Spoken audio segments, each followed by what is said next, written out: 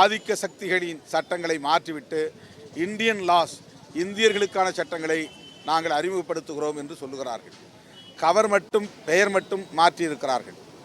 அட்டையை மட்டும் மாற்றியிருக்கிறார்கள். அட்டையில் உள்ள பெயரை மட்டும் மாற்றியிருக்கிறார்கள். இது எப்படி சரியாக இருக்கும் என்பதை நாட்டு மக்கள் உணர்ந்து கொள்ள வேண்டும்.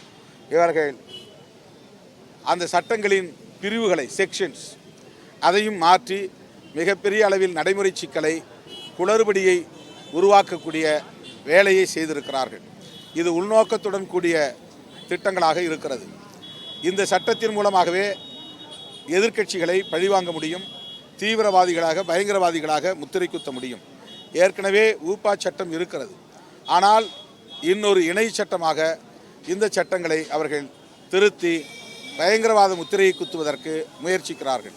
எனவே உள்நோக்கம் மிகவும் ஆபத்தானது, கொடியது, ஜனநாயகத்திற்கு புறம்பானது என்பதால் விடுதலை சிறுத்தைகள் கட்சி, விடுதலை சிறுத்தைகளின் வழக்கறிஞர் பிரிவு, சமத்துவ வழக்கறிஞர் சங்கம் வன்மையாக கண்டிக்கிறது.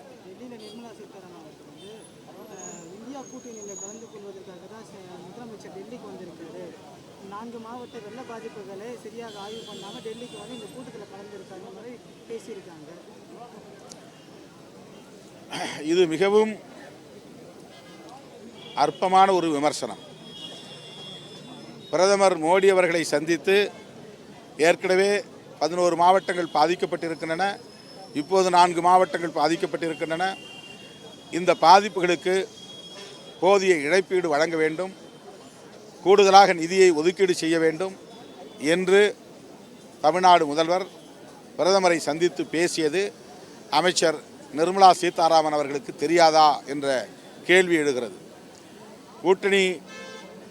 இந்தியா கூட்டணி தலைவர்களின் கூட்டம் டெல்லியிலே நடந்தது உண்மைதான், அதில் அவர் பங்கேற்றதும் உண்மைதான்.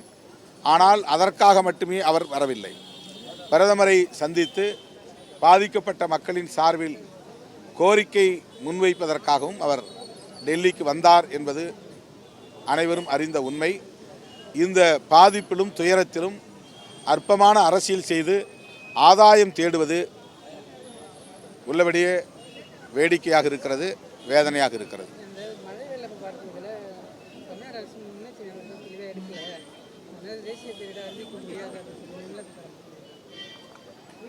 இது தேசிய பேரிடர்.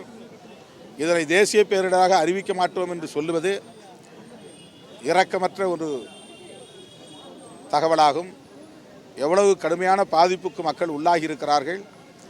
இந்த நிலையிலும் கூட இதில் அரசியல் செய்வது அதிர்ச்சி அளிக்கிறது. அவருடைய இந்த பேச்சை விடுதலை சிறுத்தைகள் கட்சி கண்டிக்கிறது.